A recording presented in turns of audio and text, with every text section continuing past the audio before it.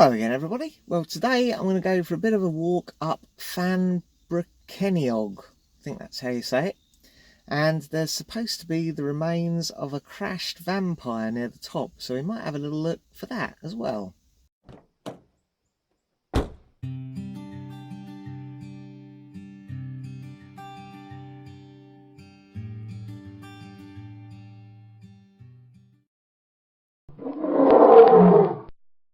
It's a little bit more overcast than yesterday, but the weather's still pretty nice.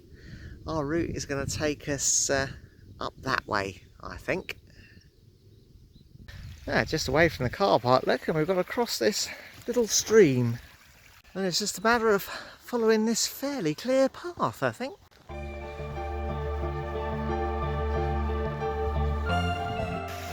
And almost straight away we've got another little stream to cross.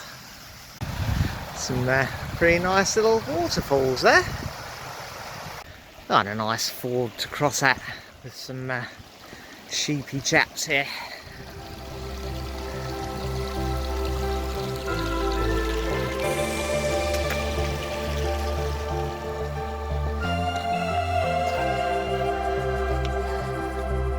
Following your mates. There's some cracking little pools here if you just came for a picnic and wanted to cool down a bit.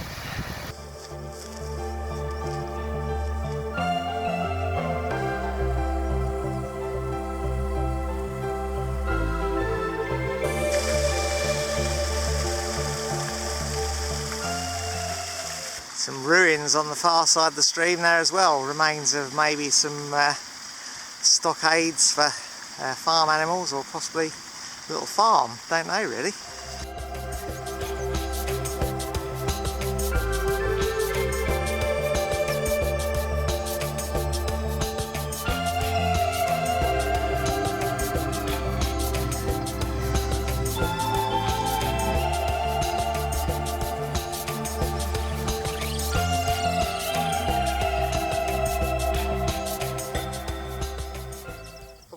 Water with me today. I've got 3 bottles like this, but worth carrying the extra weight, I think, on such a hot and sweaty day.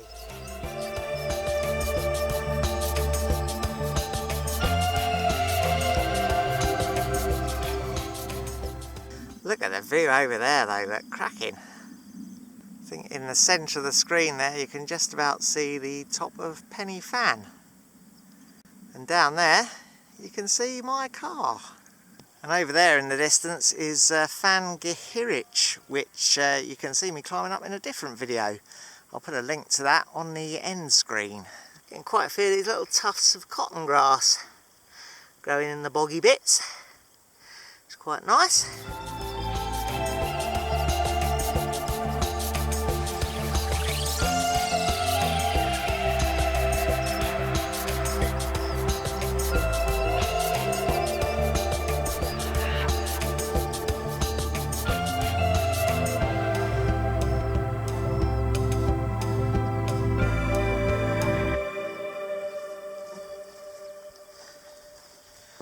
Oh, we've just come up over a little rise and I can see now our path. Perhaps you can see it just heading up through that little valley there in the ridge.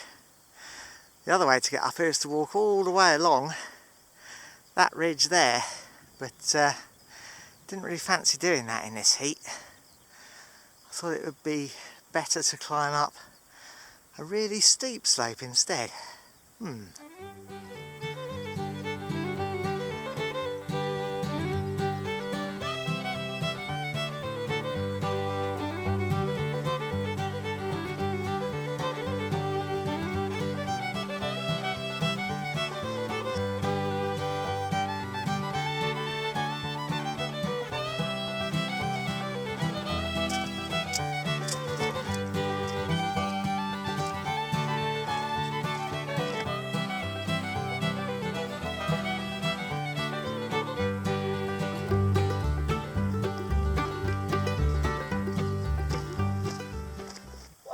Stunning little lake here. This is Llyn y Fan 4, I think is how you say it.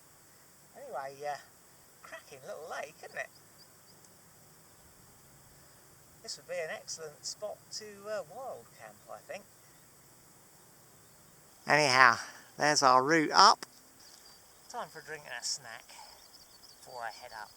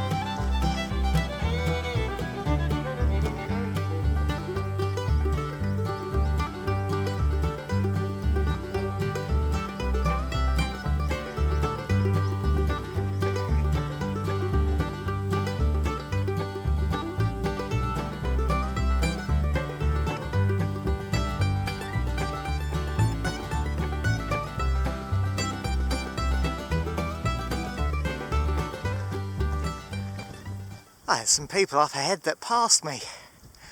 Obviously a bit fitter than I am. And the higher you get, of course, the better the view gets. Look at that, look, cracking.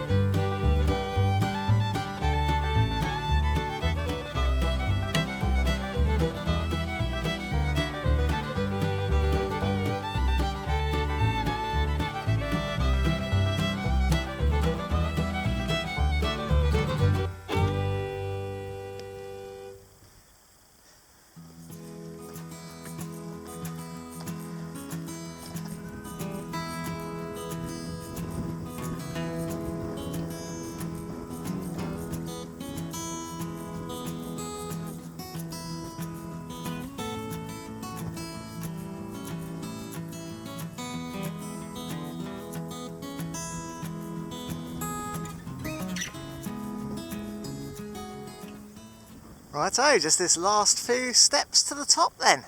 Well, not the top of the mountain, of course, just the top of this little gully. Well, up here somewhere are the remains of a crashed vampire jet. And before I left home, I carefully printed out a piece of paper with the directions and the grid reference to find it. And you can probably guess where that piece of paper is now. It's in my car, back down by the roadside there. Well, I'm not going to walk back and get it, but I can vaguely remember where it said it was, so I'm going to have a wander and see if I can find it. Well, as luck would have it, I've got a pretty good internet signal up here, so I've been able to look up again the exact grid reference on my phone, so we might be in luck.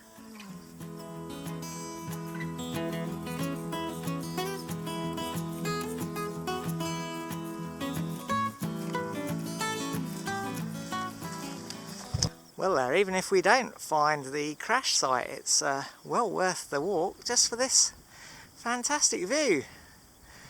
Not an awful lot in the way of human habitation for quite a long way in that direction. Not a great place to get lost in bad weather, that's for sure.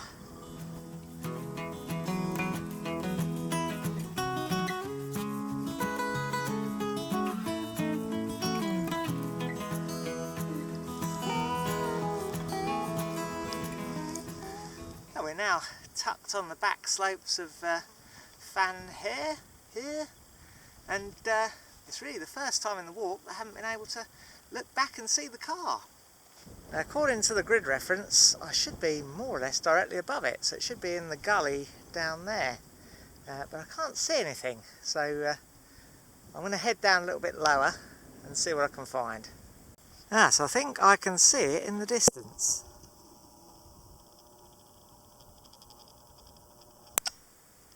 Yeah, that looks like that might be it.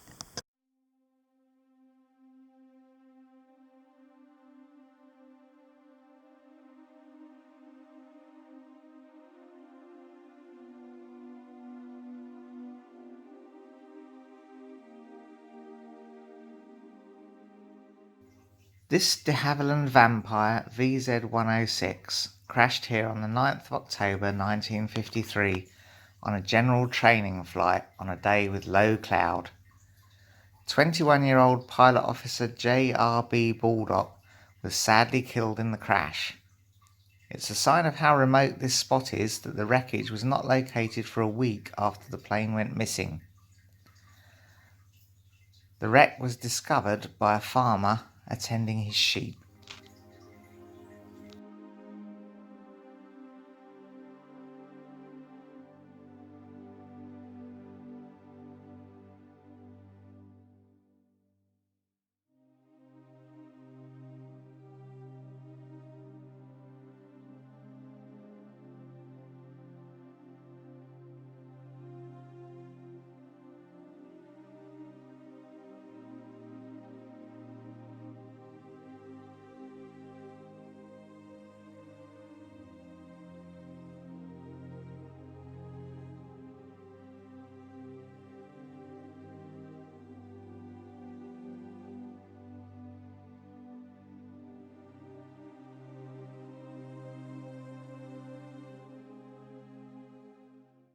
Oh, there we go. Quite a sort of sad, poignant and lonely kind of a place, really.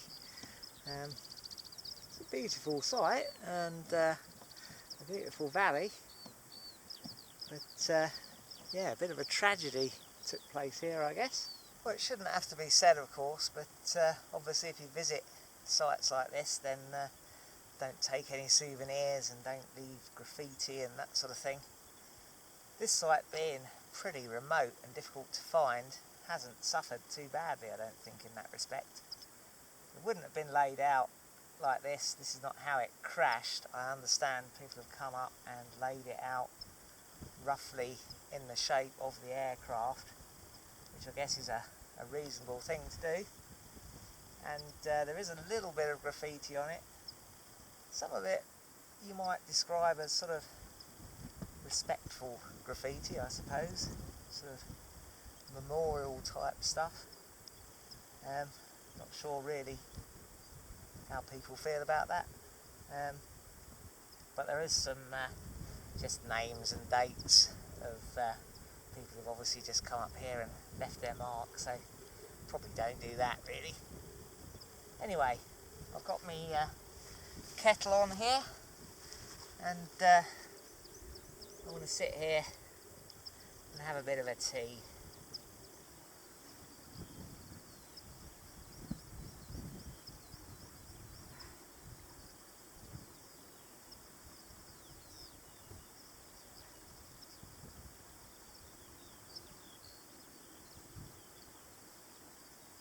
Well, I'm glad we made the effort to get down there and find that.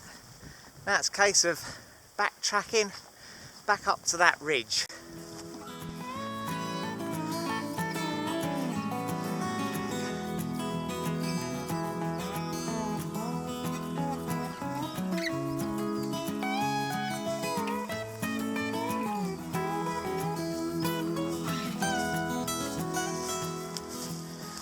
That's worth taking a breather every now and again to look back at that cracking view.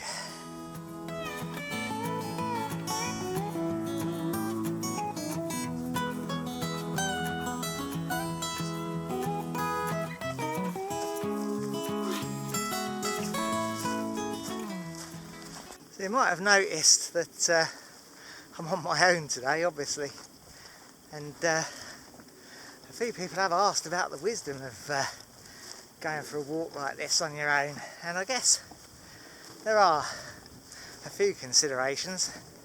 This has been a fairly simple stroll, I guess, in the weather we've got today, but in the winter time, low visibility, that sort of thing, be a little bit more of a serious undertaking. I'd probably still come on my own if I wanted to, I guess, but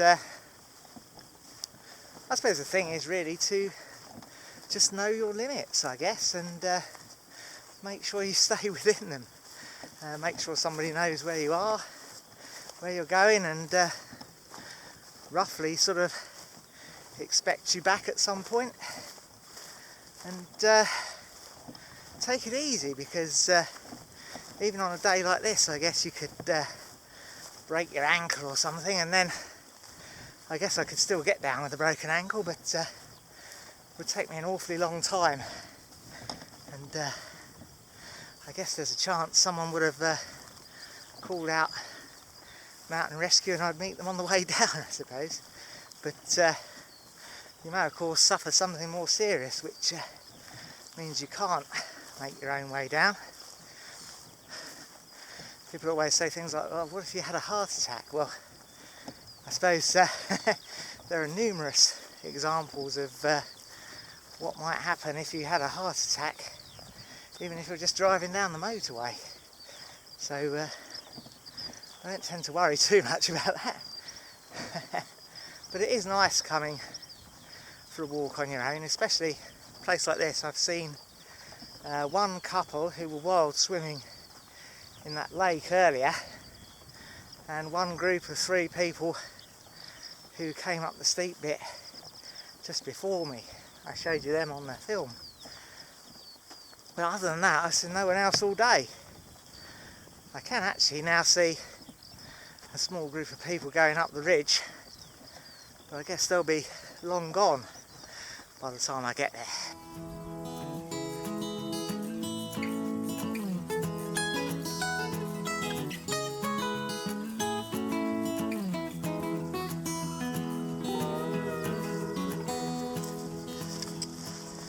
Another thing to mention, I suppose, is navigation.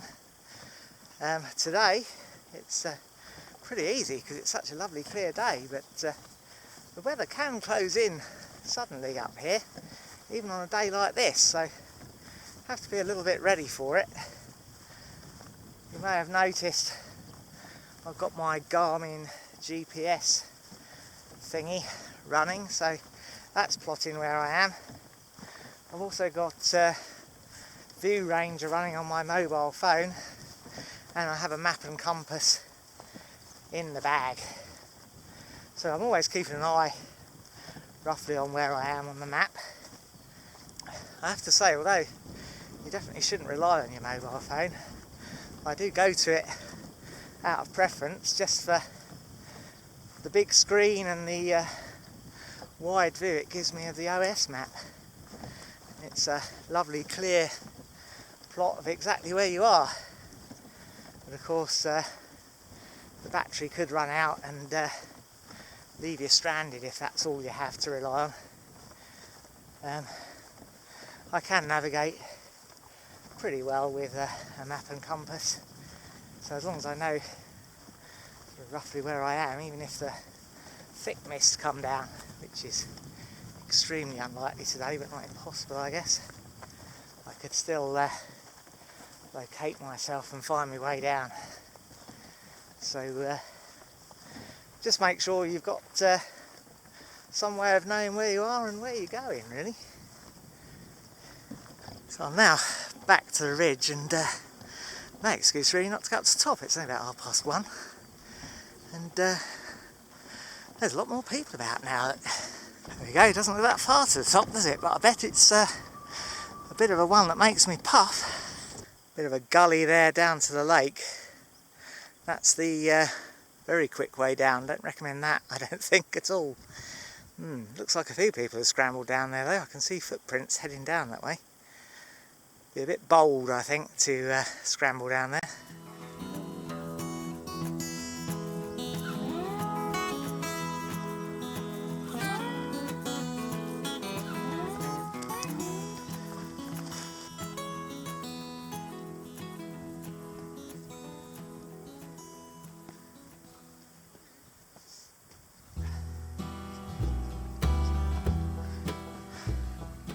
Oh, that's the steep bit more or less done. Just got a reasonably gentle slope up to the top now. Oh, did feel that a bit though. Well, I shouldn't have said anything about being on my own up here. It's turned into quite a highway.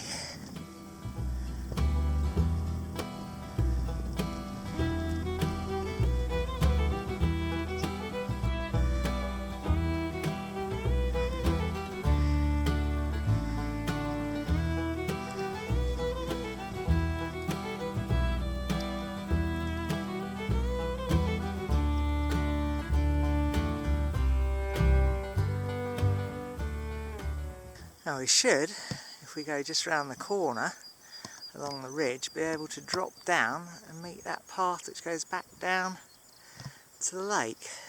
Let's give that a go. Yeah, that ridge over there I think is our way down. Yeah, suddenly there are loads of people up here. Look at that. Cracking view over there as well.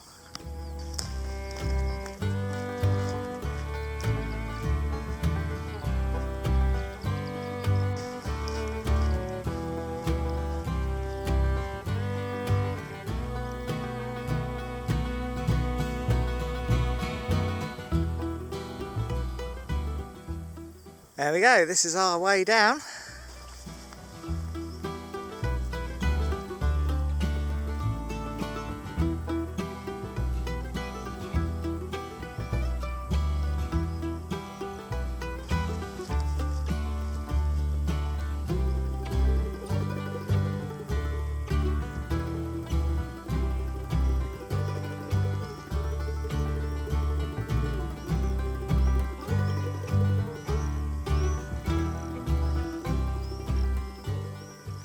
Well, would you look at that for another fantastic view.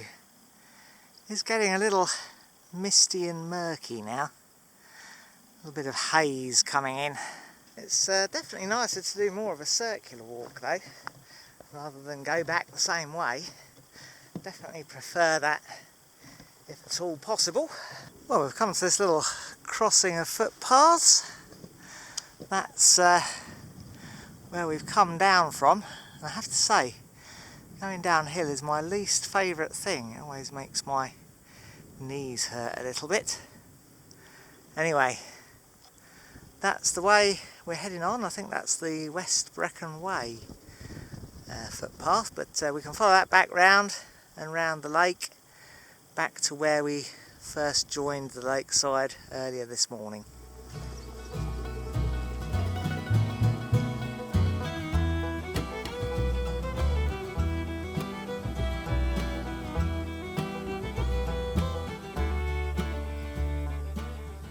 Oh, we've now got a nice cooling breeze blowing, which is very welcome, I can tell you.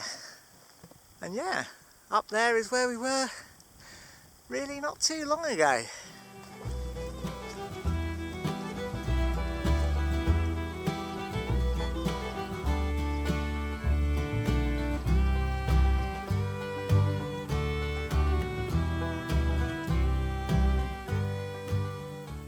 Yeah, there is a little bit of mist coming down over the tops now. The cloud is coming down, so I guess visibility will be slightly reduced up there soon.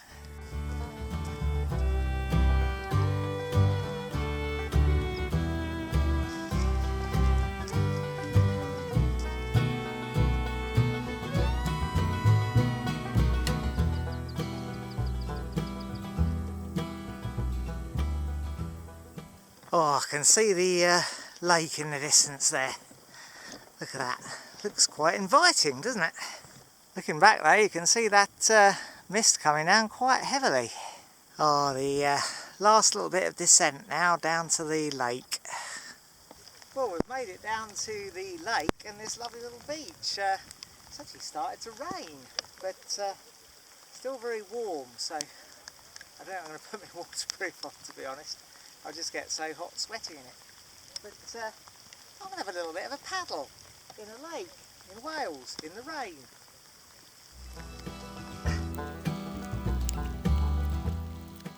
I'll tell you what, water's not even that cold.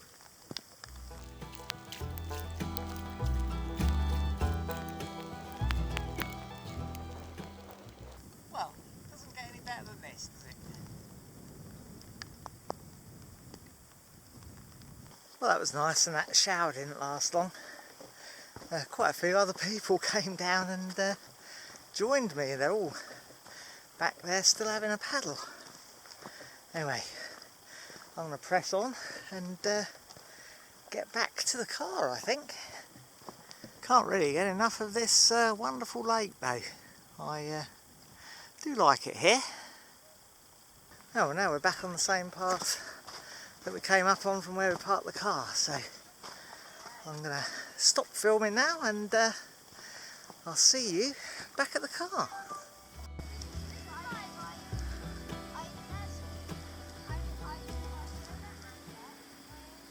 Oh well, I did track that walk on my phone. It was about 7.5 miles and about 5.5 hours in duration. We had about 2,100 foot of ascent and got to about 2,600 feet above sea level. So yeah, pretty good day out, I reckon. Well, that's all for now. If you enjoyed it, press like, subscribe if you want to see some more, and ring the bell to be notified when we upload something new.